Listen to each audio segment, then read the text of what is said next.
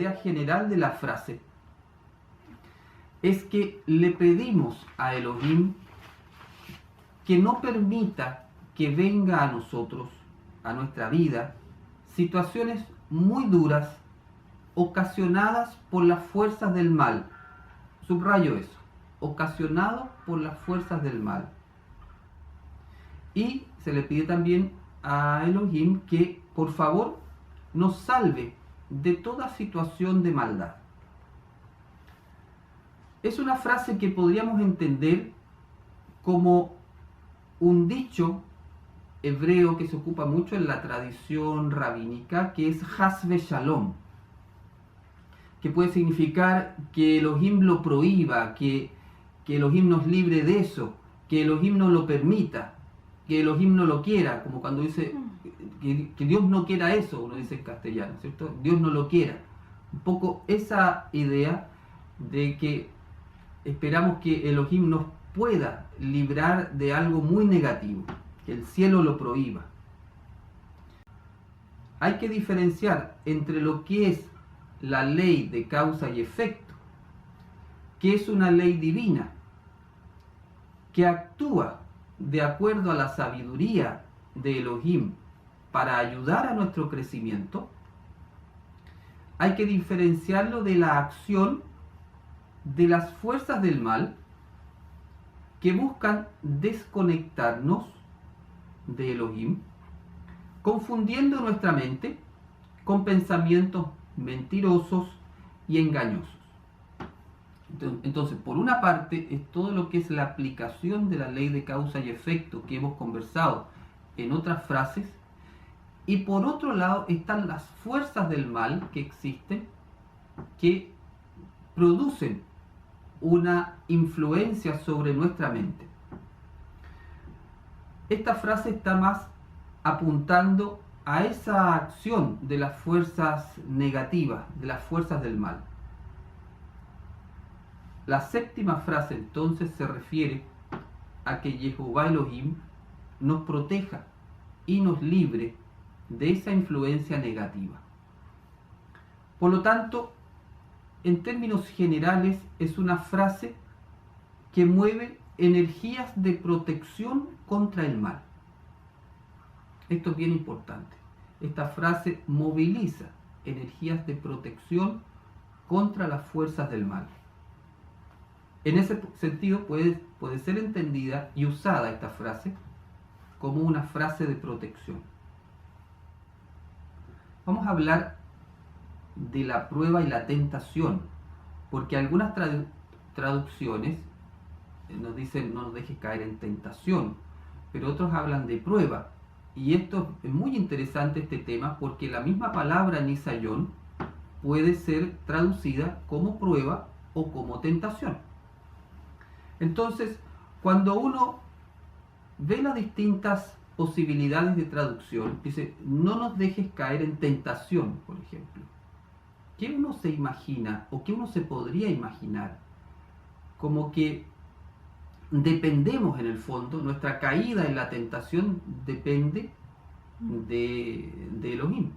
Entonces uno podría decir, bueno, si caí en la tentación es porque Él lo permitió, entonces yo me puedo zafar un poco de mi responsabilidad.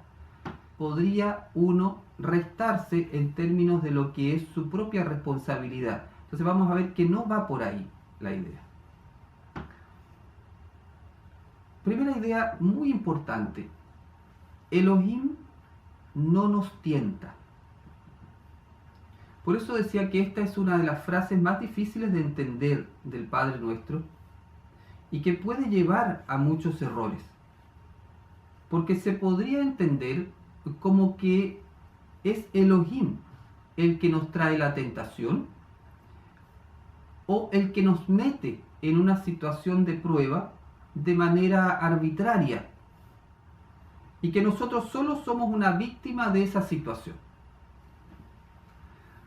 Pero esa idea que podía haberse generado en un principio, ya en el siglo I, Jacob, conocido como Santiago, que era el líder de la comunidad nazarena de Jerusalén, ya se encargaba en ese tiempo de poder clarificar la idea. Él decía en su carta, que es muy interesante leerla, la carta de Jacob, dice: no erren, hermanos amados. No diga el que es tentado que Elohim me tentó, porque Elohim no es tentado por el mal y él tampoco tienta a nadie. Esta idea está muy clara acá. Esta frase es un reconocimiento de que el Padre no nos pone en una situación de prueba o de tentación, más bien de tentación. No es el Padre el que nos pone en una situación de tentación. No podemos decir eso. El discípulo de Yeshua nunca culpa al Padre de su estado de tentación. No le traspasa a Elohim la responsabilidad por su situación, como diciéndole: ¿por qué me has enviado esto? ¿Por qué me tientas? Asumiendo, como comentábamos, una actitud de víctima. Cuando culpamos a Elohim, se revela que aún lo conocemos muy poco, que no hemos tenido mucha experiencia vital de su amor, lo que es conocer, y que aún no estamos muy cerca de él.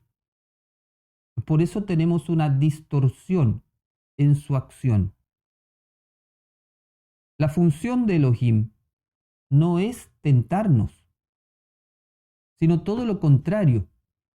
Elohim nos ayuda a liberarnos de la situación de tentación para que seamos plenamente felices después de haber vencido la tentación. Por lo tanto, aquí el primer punto importante a registrar es esta idea de que Elohim no nos tienta.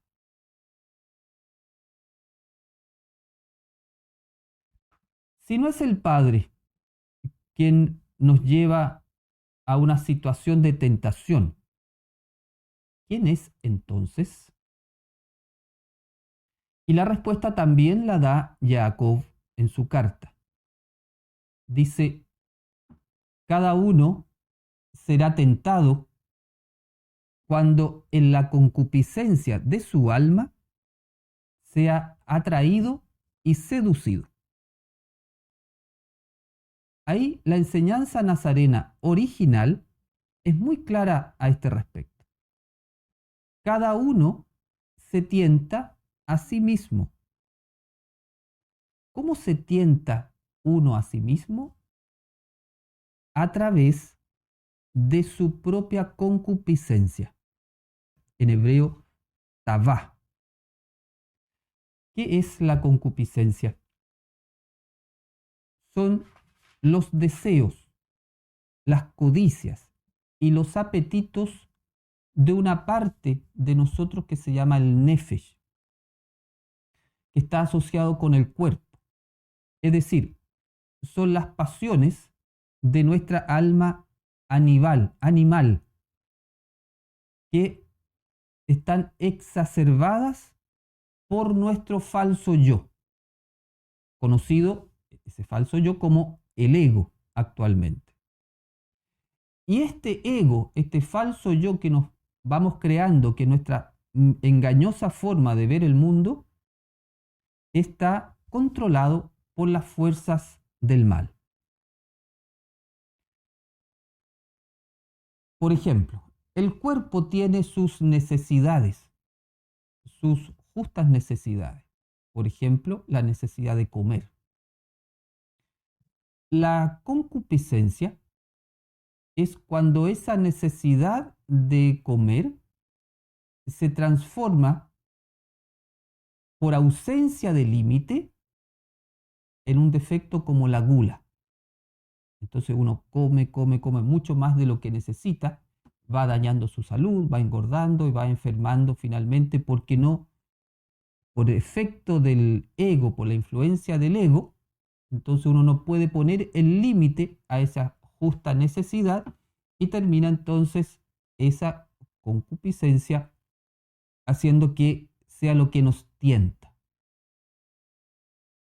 Por lo tanto, el Padre no tienta.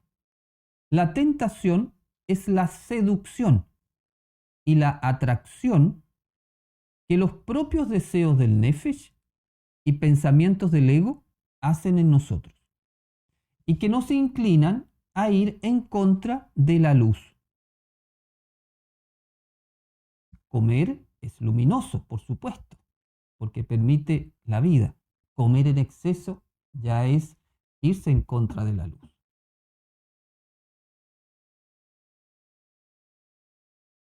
Cuando uno va en contra de la luz, actúa en contra de la luz, es lo que se llama en las escrituras pecado. Pero aquí vamos a diferenciar, porque la tentación no es pecado. La tentación no es pecado en sí misma.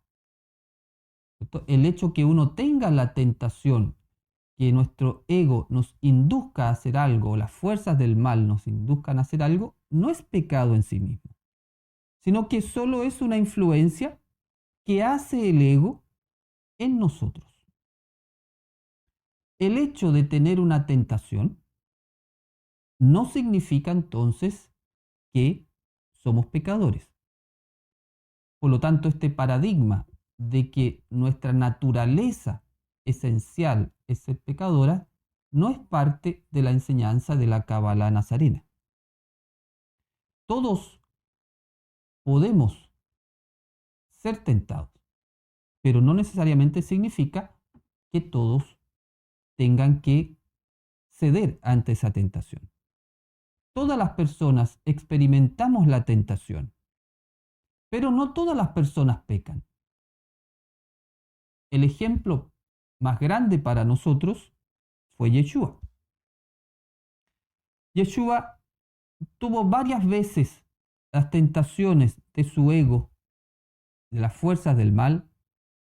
Sin embargo, él se mantuvo unido a Elohim, se mantuvo firme en su geburá, en esa capacidad de poner límite, firme en su amor a Elohim. Y se mantuvo unido a él.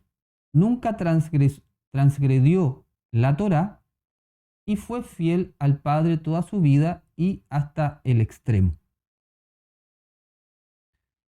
Por eso el Mashiach es considerado el más justo de los justos en la tradición nazarena. Yeshua Hasadik, el maestro de la justicia, el Moré Hasadik. Entonces aquí también tenemos que registrar esta idea muy importante de que la tentación no es pecado. Si bien la tentación no es pecado en sí misma, nosotros somos libres de aceptar la influencia de nuestra concupiscencia y seguirla o transformarla en otra cosa. ¿En qué otra cosa podemos transformar la tentación? La clave está en la definición de la palabra nisayón. La palabra nisayón puede significar prueba, examen, tentación, experiencia. Por lo tanto, uniendo estas ideas, vemos que la tentación es una experiencia de prueba o examen. La tentación es una experiencia de prueba o examen. Una prueba o examen no es algo malo. esencialmente malo, no lo es. Todo lo contrario, pues una prueba es un examen que se hace para demostrar o comprobar los conocimientos o aptitudes que tenemos. Aplicado al camino espiritual de la Kabbalah nazarena, podemos decir que la tentación es una influencia de nuestro ego con la cual se pone a prueba nuestra emuná. Es decir, se pone a prueba nuestra fidelidad, la confianza y la obediencia a Elohim y a Yeshua. Mirado así entonces, la tentación es una oportunidad para demostrarnos a nosotros mismos qué nivel de discipulado tenemos, en qué grado estamos en el camino de Yeshua y qué tan fieles somos a su enseñanza. La tentación prueba la coherencia de nuestra vida. Por ejemplo, cuando vemos que a alguien se le cae una billetera, nuestra concupiscencia dirá, quédate con ella. Pero nuestra alma dirá, devuélvela a su dueño, pues escrito está, no robarás. Y en ese momento, en nuestra mente, ocurre un dilema. ¿Me quedo con la billetera o la devuelvo? ¿Qué vamos a hacer en ese momento? Depende del nivel de conciencia que tengamos.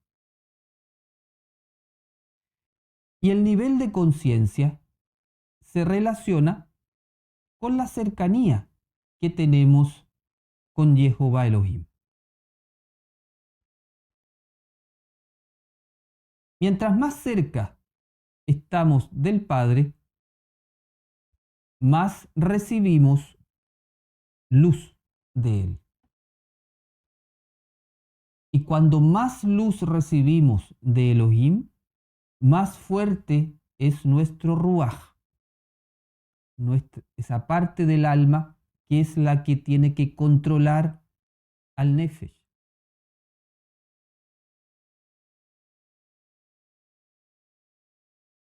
Es decir, mientras más cerca de Elohim estamos, tenemos gran fuerza espiritual para decir que no a la tentación de la tavá, de la concupiscencia, y para elegir hacer la voluntad divina. Porque para hacer la voluntad divina hay que tener fuerza. Fuerza que hemos visto que tiene que ver con la Geburá, fuerza espiritual para decir que no. Recordemos que el camino espiritual tiene mucho que ver con la capacidad de poner los límites, de ponernos nosotros mismos los límites. Cuando no tenemos capacidad de poner límites, somos presa fácil del ego y de nuestra concupiscencia. Entonces, cuando no tenemos esta energía, terminamos cediendo a la tentación y haciendo la voluntad del ego. De esta forma, bloqueamos nuestro canal de luz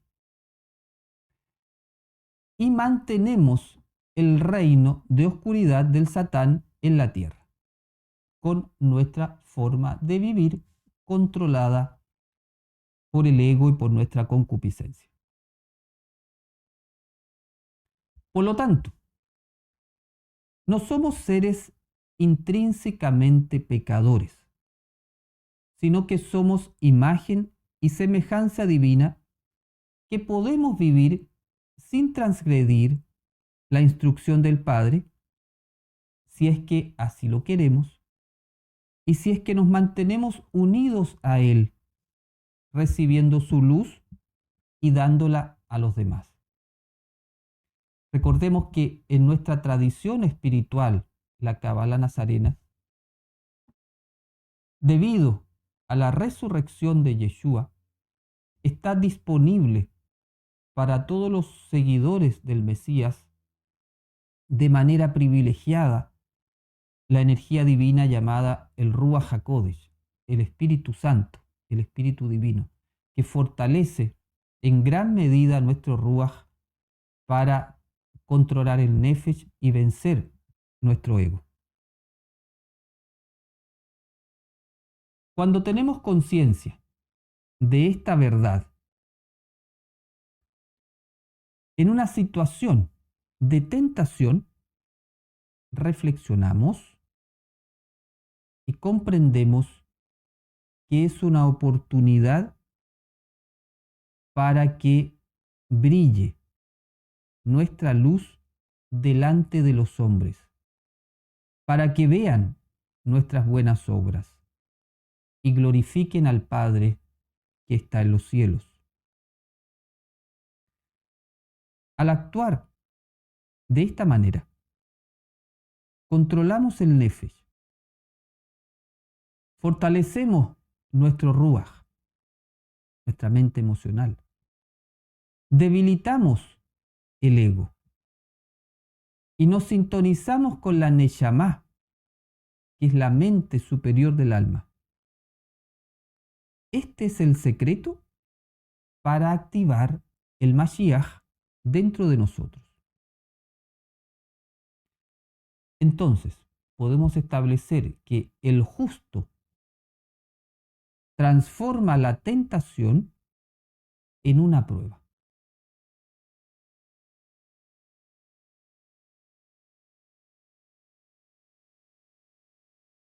Hace poco pasé una prueba. No sé ni cómo apareció una cantidad de dinero de la nada en mi cuenta. Un depósito. Maestro, no supe de dónde ni quién me hizo ese depósito. ¿Qué hacer frente a esto? Ya me gasté una parte del dinero. Bueno, si tú haces todas las averiguaciones con el banco y todo está correcto, todo está legal, no hay nada incorrecto o ilegal, bueno, puede ser una ayuda, una donación que alguien te hizo por algún bien que tú hiciste, y en ese sentido ese dinero está ahí porque se ha permitido que llegue a tu cuenta. Entonces, si tú ya estás con la certeza de que todo está dentro de lo legal, ese dinero ya es tuyo, lo puedes ocupar y lo ocupas para hacer el bien. Recordemos que existe el dar y recibir. A veces uno hace el bien y no recibe el bien de inmediato. Y uno dice, pero yo estoy haciendo el bien y recibo puro mal, o no recibo el pago que yo estimo que debería ser. Porque a veces el dar y recibir no operan en el tiempo que uno tiene previsto. Pero están tiempos de Elohim que son diferentes a los nuestros, y tal vez lo que ha ocurrido es que tú hiciste mucho bien en alguna situación y ahora se generan las condiciones cósmicas, energéticas, para que tú recibas el bien, el pago por el bien que hiciste. Y en este caso, la forma como estableció Elohim fue que se hiciera una donación a tu cuenta. Baruch Adonai. Hay que agradecer entonces. Lo que actúa es la ley de causa y efecto a la que no podemos evadir. ¿Cómo pedir que se aminore o pagar con un bien mayor? La ley de causa y efecto, que no es, como explicaba, la acción de las fuerzas del mal, sino una ley divina, actúa siempre de manera justa de manera sabia, de manera perfecta, de manera que lo que viene a ti como ley de causa y efecto sea exactamente lo que necesitas para poder hacer el crecimiento. Podríamos decir que está perfectamente diseñada para ayudarnos al crecimiento. La forma de aminorar la ley de causa y efecto o de incluso trascenderla es la teshuvá. Es decir, reparar lo que tienes que hacer, arrepentirte, pedir perdón, reparar, y eso ya te pone en una situación de conciencia mayor que puede aminorar o incluso trascender la ley de causa y efecto en ese aspecto específico que te tendría que haber llegado. ¿Es una tentación reaccionar con enojo ante una situación injusta? Lo correcto es mejor guardar silencio si la persona no logró comprender que lo que hizo es injusto. Hay que aprender a diferenciar lo que es la fuerza de la Geburá, que es una energía que te impulsa a reaccionar ante la injusticia, que haya Geburá, que haya una fuerza que se opone a la injusticia, es parte del árbol de la vida. Lo que pasa es que si esa Geburá virtuosa no tiene límite, se va a ver sobrepasada por influencia del ego hacia la rabia, y la rabia puede transformarse en violencia de palabras o de acciones, y eso ya es destrucción.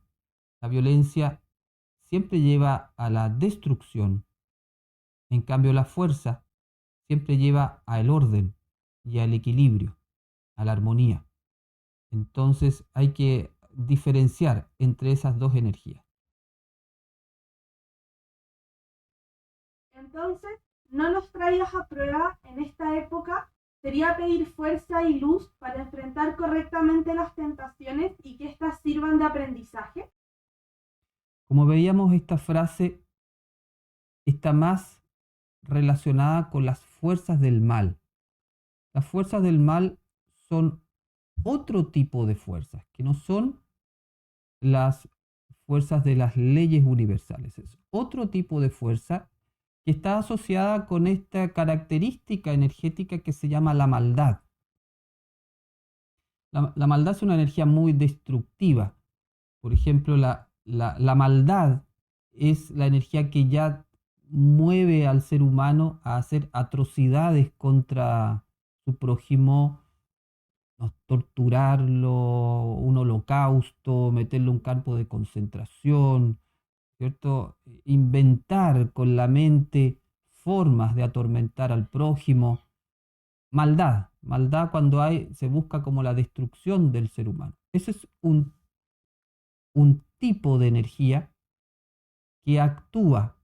El ser humano no es intrínsecamente malo, sino que hay fuerzas que se llaman las fuerzas del mal que actúan induciendo la mente hacia eso. Entonces, eso es muy dañino, es muy peligroso. Uno está a merced de esas fuerzas permanentemente porque están actuando en el universo permanentemente. Y especialmente hacia ese tipo de energía está apuntando esta frase. No, porque si unes la primera parte de la frase con la segunda, no nos traigas a prueba, sino líbranos del mal. O sea, hay que unir las dos partes. Esa prueba que nos podría venir es una prueba que tiene que ver con las fuerzas del mal. No tiene que ver tanto con la ley de causa y efecto, tiene que ver con las fuerzas del mal que pueden actuar. Cuando las fuerzas del mal actúan, incluso actúan para los malos y para los buenos, podríamos decir. Para los justos y para los injustos. Son fuerzas que traen mucho dolor a la humanidad completa. Entonces, está apuntando a ese tipo de situaciones, a ese tipo de pruebas que están causadas por las fuerzas del mal. Entonces, en general, nosotros no estamos tan bien preparados para responder a las fuerzas del mal. Ni siquiera estamos preparados a responder bien a la ley de causa y efecto. Muchas veces nos resistimos a la ley de causa y efecto. No la aceptamos y la transformamos en un sufrimiento. Mucho más débiles somos frente a las fuerzas del mal que operan con una brutalidad y que entonces uno muchas veces, yo diría la mayoría de las veces, no está preparado para asimilar esa energía tan negativa. Pensemos que si en algún momento Hasbe Shalom, ¿cierto?, viniera un gobierno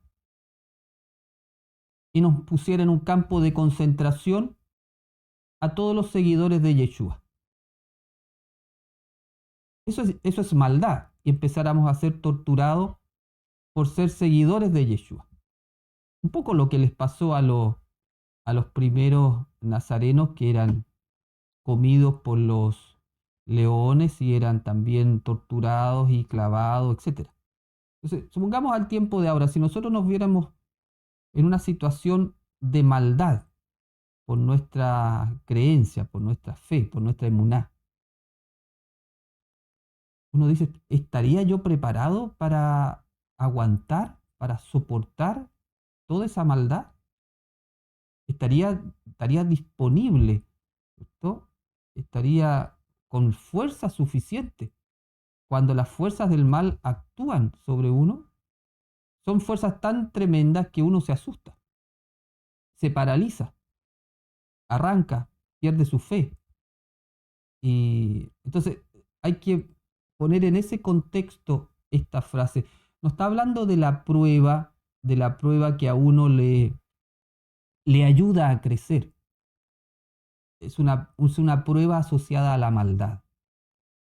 No queremos que venga a nuestra vida la maldad. No queremos que, por ejemplo, a nuestros países, a nuestras sociedades se levante un tirano que, por ejemplo, someta a nuestros pueblos a la miseria, al hambre, ¿cierto?, a la guerra, etc. Todo eso no lo queremos. No queremos ese mal. Por ahí va la idea. ¿De qué parte de nuestro cuerpo, de nuestro ser, proviene la rabia? ¿Y a qué órgano daña? Daña al hígado. La rabia daña al hígado. Y proviene de nuestro ego. Es inducido en nuestra mente con pensamientos, nuestro ruach acepta esa influencia y genera pensamientos de más rabia. Y esos pensamientos de más rabia, a partir de un primer pensamiento que pone el ego en nuestra mente, uno lo acepta y uno, con su propia maquinaria mental, empieza ya a generar esos pensamientos. Y las fuerzas del mal actúan haciendo que uno genere más ese tipo de pensamiento. Y bueno, si uno cede a eso, finalmente físicamente se daña el hígado. ¿Uno puede pedirle al Padre cosas específicas o esperar que se haga su voluntad? Sí, las dos cosas. Tú puedes pedirle al Padre que venga a ti cosas específicas. Cuando tú haces la diferencia entre un deseo del ego y un anhelo del alma, y te das cuenta que tienes un anhelo del alma y que tú quieres con toda tu fuerza espiritual que algo ocurra, bueno, tú tienes la posibilidad incluso podríamos decir el deber de pedir con toda tu emuná que eso venga para ti. Haces la oración con clamor, ¿te acuerdas? Tienes que orar con todas tus entrañas, gritarle al Padre del fondo de tu ser lo que tú quieres, que Él se remueva, tiene que pasar esa oración por tu corazón, no solamente por tu mente, no es algo intelectual, tiene que ir acompañada con toda tu emoción, eso tú lo lanzas al universo y por supuesto dice, bueno, pero que se haga tu voluntad. Siempre uno queda con esa cierra o sella su oración con eso. Entonces son las dos cosas, no es una u otra. Pero ya cuando se desata la fuerza del mal, nuestra emuná queda muy, muy en shock. Y ahí entonces, si no está bien preparada, es muy fácil que uno eh, se vuelva incluso contra el camino de Elohim.